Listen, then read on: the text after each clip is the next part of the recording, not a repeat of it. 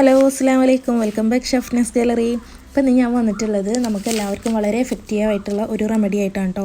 നമ്മളെല്ലാവരെയും കുട്ടികളെയും വലിയവരെയും ഒരേപോലെ അലട്ടുന്ന ഒരു പ്രശ്നമാണല്ലേ കഫക്കെട്ട് എന്നുള്ളത്. അപ്പോൾ ഈ കഫക്കെട്ട് നമുക്ക് 2 ദിവസം കൊണ്ട് തന്നെ പൂർണ്ണമായിട്ട് വേരോടെ ഇല്ലാതാക്കാൻ പറ്റും. 100% എഫക്റ്റീവായിട്ടുള്ള ഒരു നാട്ടുവൈദ്യം തന്നെ ആയിട്ടത്. അപ്പോൾ ഇത് നമുക്ക് ഉണ്ടാക്കാനായിട്ടും ഒരു ബുദ്ധിമുട്ടില്ല. നമ്മളെ വീട്ടിലുള്ള ഇൻഗ്രീഡിയൻസ് വെച്ചിട്ട് തന്നെ നമുക്കിത് ഉണ്ടാക്കാൻ പറ്റും. പിന്നെ ഒരു ശ്രദ്ധിക്കേണ്ട കാര്യം എന്ന് പറയുന്നത്, 1 വയസ്സിന് താഴെയുള്ള കുട്ടികൾക്ക് നിങ്ങളിത് കൊടുക്കരുത്.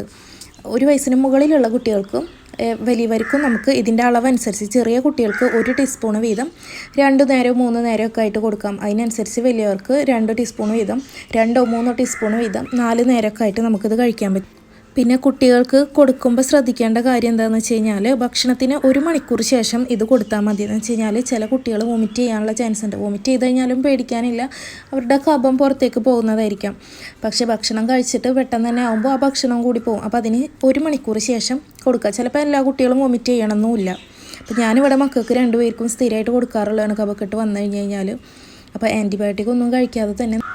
അപ്പോൾ എല്ലാവരും ഇതിലുള്ള പോലെ ഒന്ന് ചെയ്ത് നോക്കിയിട്ട് നിങ്ങൾക്ക് കിട്ടിയ റിസൾട്ട് എന്താണെന്നുള്ളത് കമൻ്റായിട്ട് എഴുതണം. അപ്പോൾ നമുക്ക് വീഡിയോയിലേക്ക് പോവാം, എങ്ങനെയാണിത് ചെയ്യുന്നതെന്ന് നോക്കാം.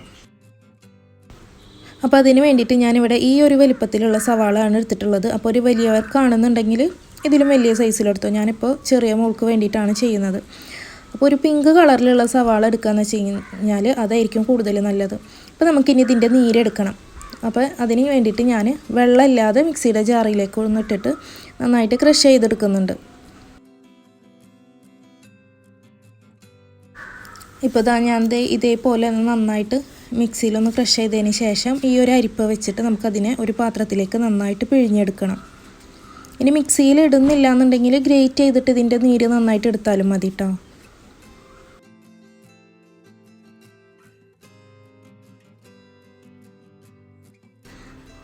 അപ്പോൾ തീരെ വെള്ളം ചേർക്കാതെ വേണം നമ്മൾ ഇതിൻ്റെ നീരെടുക്കാൻ വേണ്ടിയിട്ട്. അപ്പോൾ ഇത്രയും നീര് കിട്ടിയിട്ടുണ്ട്. ഇനി നമുക്കിതിലേക്ക് 1 ടീസ്പൂണ് തേന ഒഴിച്ചു കൊടുക്കണം. 1-1.5 ടീസ്പൂണൊക്കെ ഒഴിച്ചു കൊടുക്കാം. ചെറിയ കുട്ടികൾക്കാകുമ്പോൾ 1 ടീസ്പൂൺ കൂടുതൽ ഒഴിച്ചാൽ മതി, അല്ലാത്തവർക്ക് 1 ടീസ്പൂൺ.